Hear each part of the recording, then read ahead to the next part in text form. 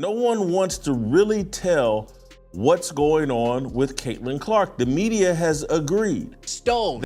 If Caitlin Clark is playing on CBS, if Caitlin Clark is playing on ABC, if Caitlin Clark is playing on ESPN, ESPN2, it is a no-brainer that when it comes to an average amount of people that are going to be watching these games, the base number is going to be 1.5 million.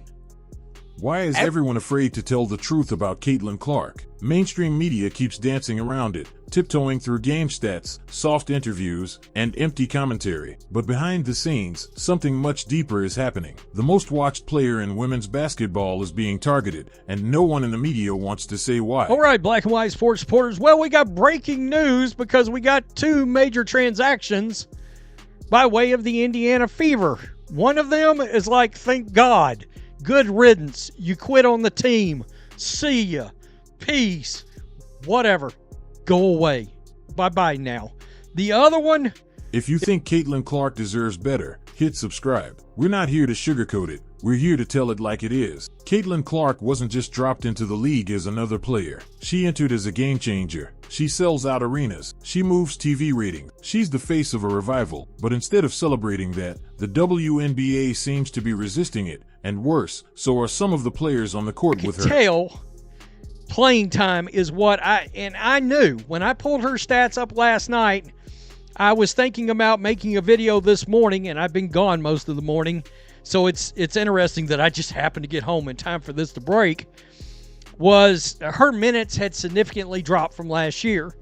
Well, in turn, if her minutes... But it's not just the rough fouls or cold shoulder. It's something bigger. Behind the physical play is a silent war, not just over basketball, but over culture, values, and visibility. Caitlin's presence brought in a wave of new fans, many of them from a world the league had comfortably kept at arm's length. Suddenly, the WNBA wasn't just playing for its usual niche crowd. It was trending. It was everywhere. And not everyone liked that. You'd think that they would be protecting a player that brings in these numbers consistently. You would think that they would be going out of their way to make sure the player that brings in these numbers every single time they're featured on national TV, they would be doing what they can to protect her. But instead, they do the opposite. And that's when the media went quiet. Instead of digging into why one of the league's top players is getting elbowed, shoved, and ignored, reporters are pretending it's just hazing. They're afraid to touch the real issue, that Clark represents something the league doesn't quite know how to handle. She's young, straight, Midwestern. She has a boyfriend. And her fan base? Loud, loyal, and not the usual WNBA crowd. Some believe the league doesn't just tolerate the cold treatment, it's silently endorsing it. Look at the Fever's offseason. It was marketed as a support team for Clark. Instead, they surrounded her with veterans who, behind closed doors, allegedly aren't too thrilled about the spotlight she brings. It feels less like support and more like sabotage. Then there's the media's role in all of this. It's so rare. They do some dirty tricks. They play against her very physically. They're abusive to her verbally, emotionally, mentally. She's in this hostile... You'd think when a star player like DeWanna suddenly disappears from the team, without explanation, it'd be front page news. But the silence is deafening. No one's asking questions. No one's investigating. Why? Because doing so might unravel the delicate narrative they've been protecting. A narrative that says everything is fine, nothing is wrong, and Clark is just another player, not a lightning rod. But the truth is harder to ignore. But it doesn't matter. She's no longer our problem. By the way, this makes letting Timmy Fabinley go look like a massive F-up by this Indiana Fever front office. What we're seeing isn't just aggressive defense. It's a culture rejecting change. And while the media stays silent, Clark gets bruised up, downplayed, and boxed in. The message is loud. If you don't fit our mold, we'll make sure you don't shine, even if that means turning away the biggest moment the league has ever had. And what's most telling? The very people who claim to fight for inclusion and progress seem ready to burn it all down just to keep things how they were. The league could have grown, could have exploded, but instead, it's chosen comfort over change, silence over truth. And Caitlin Clark? She's stuck in the middle of it all, facing more hostility than headline. They called it a dream team, but was it really a setup from the start? Instead, they put their eggs in all the other baskets when they need to be putting their eggs in this basket. 52% up versus last year's WNBA on ESPN regular season average.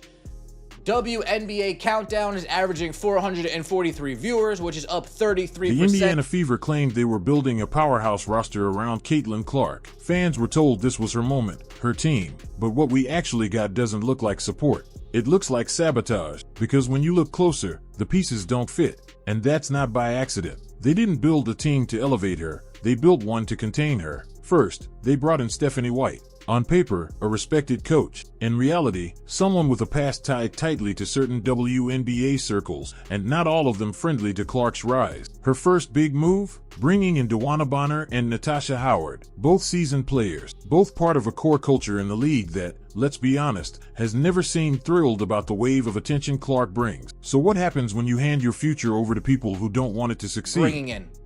Look at this. This past year's WNBA Finals was the most watched series in 25 years, averaging 1.6 million viewers. The WNBA Finals last year averaged what Caitlin Clark brings in on a random Sunday afternoon.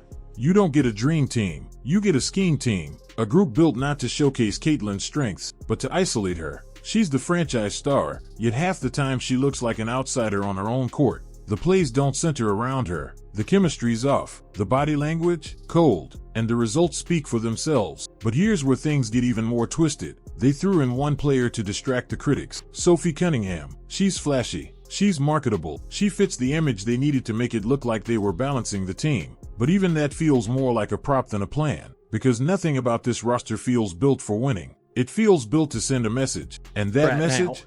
So that looks like a mistake. What's not a mistake is bringing Aari McDonald back, and she is back. We have signed Aari McDonald for the remainder of the season. In a corresponding move, we have waived DeWanna Bonner.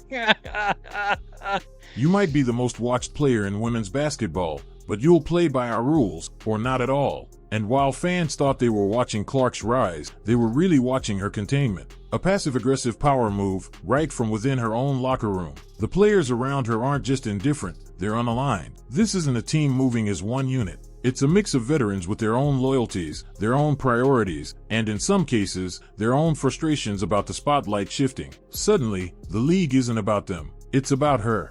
And not everyone wants to share that stage. She's someone from a Catholic upbringing that has a boyfriend who has this unique, rare talent and just is better than virtually everybody else in terms of skill. And she's brought in a fan base of people, mostly heterosexuals, to the WNBA. Meanwhile, media outlets keep calling it a rebuild, a growth year. But what they won't call it: intentional, strategic, hostile. Because once you admit this was never about building with Clark, you have to admit it was about building around her, to keep her boxed in, to make her conform, or break her completely. And if that's what's happening, we're not just watching failed coaching, we're watching sabotage in slow motion. That the WNBA players are like, hey, we want to be popular, but we don't want to be that kind of popular. We want people to watch and pay attention to us, but we don't want those people watching and paying attention to us. And so we hate Caitlin Clark, and we will destroy the Ice Princess to save the obscure welfare league that we have become comfortable So now with. the question isn't, can Caitlin Clark lead this team? It's, was she ever supposed to? When you have something rare, you protect it, right? Not in the WNBA. Not with Caitlin Clark. She's the kind of player leagues dream of, the kind you build banners around. She broke records, packed arenas, and brought in fans who had never cared about women's basketball before. She's a walking highlight reel, a once-in-a-generation talent. And yet, she's treated like a problem. From day one, Clark wasn't welcomed, she was warned. Veterans didn't see her as a rising star, they saw her as a threat. Not because she was arrogant, not because she didn't earn it, but because she did. And that scared them. She had what the league hadn't seen in decades: crossover appeal, mainstream buzz, a loyal following. But instead of lifting her up, players started pushing back. And not just metaphorically. Winning, unapologetic black woman be in their, it be in Caitlin's face. In their savior's face. Yeah, and they still cling to it. And it's now like spun to this whole thing where like Caitlin's better than Angel and blah, blah, blah. I just said we would not be talking about Caitlin Clark the way that we do if it wasn't for that moment with Angel Reese. Literally, hard fouls, cheap shots, elbows that didn't need to be thrown. The kind of physical play that goes way past competition. It's not defense, it's punishment. They're trying to humble her, trying to send a message, you're not bigger than us. But here's the twist, they're wrong. She is. Caitlin Clark is the most talked about player in the entire league. And instead of supporting that, the players around her seem more focused on shutting it down. It's jealousy, plain and simple. They didn't want a new face to come in and steal the spotlight, and that's exactly what she did. Not by being loud, but by being great. And it's not just players, it's the system around her. To do. They'd rather destroy this rare Ice Princess jewel than experience its benefits. And you wonder why people like me say, hey, look, the matriarchy is very dangerous. The refs let it happen. The media downplays it. And the coaches? Silent. All while Clark keeps showing up, taking hits, and refusing to stoop to their level. But that's what makes her dangerous. She doesn't need to fight back, because her game speaks louder than anything they can throw at her. And what makes it worse? She's not just good, she's different. She doesn't fit the WNBA mold. She's clean-cut. She has a boyfriend. She's marketable to a fan base the league never cared to reach. And that alone makes her a target, not because of what she's done, but because of what she represents. There's another layer, one the media won't touch, because if they admit Caitlin's being targeted, they have to admit who's doing it. And that would open a door they'd rather keep closed. So instead, they ignore it, brush it off, call it tough love. But anyone with eyes can see, it's not love, it's resentment. And if something doesn't change soon, they won't just damage Clark. They'll damage the only real shot the WNBA has at breaking through. Yesterday, they haven't put a dream team around Caitlin Clark.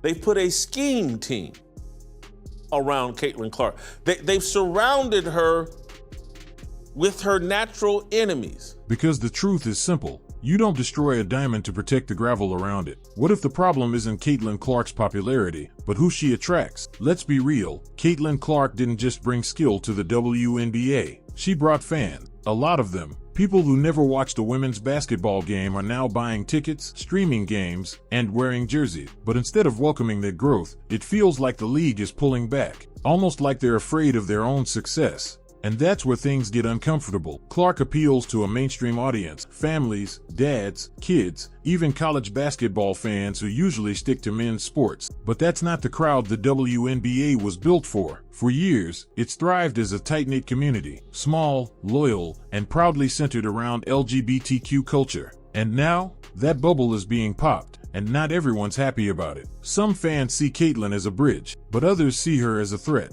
She's young, straight, and public about her relationship. She doesn't hide it, and she doesn't have to. But her image clashes with what many insiders consider the heart of the league. Suddenly, you've got a player who represents a totally different vibe, and her fan base doesn't exactly fit the usual mold either. And here's where the tension really starts to show. The league could be embracing this shift. They could double their audience, expand the brand. But instead, it feels like they're trying to control it. Keep things familiar. Keep the culture tight-knit and safe. Even if that means shutting out the very people who are tuning in for the first time. And who gets caught in the crossfire? Clark. She didn't ask to be a symbol. She just played basketball. But now she's stuck in a league that's treating her like an outsider. Not because of how she plays, but because of who she brings with her. And the silence around it all? That's the loudest part. No one in the league office wants to say it. No one in the media wants to touch it. But the message is clear. We want growth, just not like that. Because instead of building around Clark's momentum, they built walls. Quiet ones, off-court snubs, on-court hostility, and an invisible divide that fans are starting to notice. This isn't just tension, it's resistance. A pushback against a new audience that doesn't fit the old script. And that's the irony. The WNBA says it wants to grow.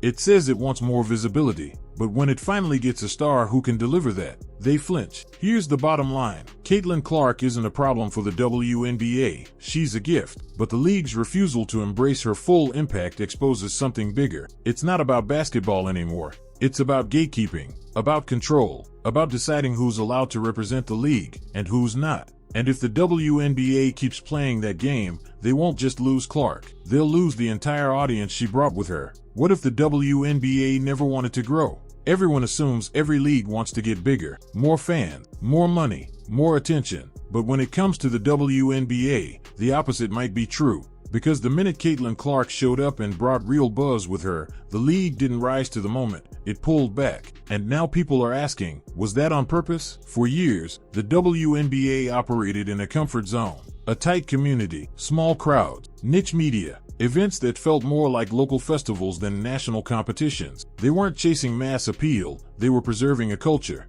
And it worked. It was safe. It was stable. But it wasn't growing. Then Clark stepped in and blew it all up. Suddenly, arenas were packed. Headlines were nonstop. Networks were airing games that used to get buried. The league was finally in the spotlight. But instead of capitalizing on that wave, the WNBA seemed irritated by it. Like success came too fast, or from the wrong type of fan. And that's where the real issue starts. Caitlin brought a different crowd. Families, students, working class fans. People who didn't align with the WNBA's usual identity, and to some inside the league, that felt like an invasion, as if welcoming new fans meant abandoning old values. But why does it have to be either or? Because here's the part no one wants to admit. The WNBA has spent more time curating a culture than building a business. And that culture? It's exclusive, not inclusive. They built a league where certain narratives were safe, where media pushed one angle, and where everyone already knew the rules of the room. Clark broke those rules just by showing up. The financial truth is even more brutal. The WNBA survives because the NBA props it up. It's not profitable on its own. And yet, instead of using Clark's success to finally stand on their own, they act like they don't need it. Like a few extra thousand fans are a threat, not a gift. And now you've got insiders openly mocking her, players ignoring her, coaches side-eyeing her, while sponsors and networks quietly rake in the benefits. The league wants the money, but not the shift in culture that comes with it. If the WNBA keeps choosing familiarity over progress, it's going to miss the moment. Clark isn't just a player, she's a pivot point, a chance to take the league from niche to national. But instead of embracing that, they're protecting what's always been. And in doing so, they're burning the bridge to what could be. Because if you'd rather keep your safe space than open the door to the future, don't expect people to wait around while you decide. Here's the truth. You can't claim you want more fans, more funding, more attention, and then attack the one person who brings it all. The WNBA's not being held back by fans, or players, or talent. It's being held back by fear of change. Was Caitlin Clark set up from the start? Everyone thought she was walking into a team built to support her. But now, it's starting to look like she was dropped into the middle of a cultural battlefield. And if you take a closer look at who's been placed around her, the pattern is hard to ignore. The Fever didn't surround Clark with mentors, they surrounded her with resistance. Let's start with the head coach, Stephanie White. Praised as a player's coach, but not exactly someone who reflects Clark's world. She didn't come in just to develop talent. She came in with an agenda, one that quietly prioritized locker room politics over team chemistry. And that brings us to the star acquisitions, DeWanna and Natasha Howard, both highly respected veterans, both talented, but both also deeply embedded in the league's long-standing culture, one that doesn't exactly line up with the values Clark was raised with. And yes, both are in same-sex relationships, brought in by White not just for skill, but clearly to solidify a certain kind of locker room dynamic. Here's the uncomfortable part nobody wants to say out loud. It feels like Clark wasn't just outnumbered, she was isolated, placed on a roster full of players who don't share her outlook, her background, or even her fan base. The girl from Iowa with the boyfriend, the conservative fan support, and the mainstream appeal? She's now in a locker room that seems to view all of that as a threat, not an asset. And that's where things get strategic. You don't just accidentally stack a roster with veterans from the same social circle. That's planned. That's coordinated. And if the goal was to quietly box Clark into a role, keep her popularity in check, keep her from challenging the culture, then this was the perfect setup. But that wasn't the whole story, because the tension wasn't just silent, it started to boil over. On the court, Clark takes the hits. Off the court, she's met with cold shoulder. Meanwhile, the media pretends everything's normal. But behind the scenes, it's obvious, this isn't about basketball anymore. It's about control. The Fever could have surrounded her with players who complimented her energy, who welcomed the new wave of fans, who wanted the league to evolve. But they didn't. They chose loyalty to the old system over building around their star. Loyalty to the past, not the future. And if you're wondering why the team looks disjointed, awkward, and out of sync, it's because they are. Bottom line, this wasn't a team built for Caitlin Clark. This was a team built to contain her, to keep her in line, to remind her that the spotlight she earned doesn't make her immune to the culture she walked into. They didn't build around her values, they surrounded her with resistance.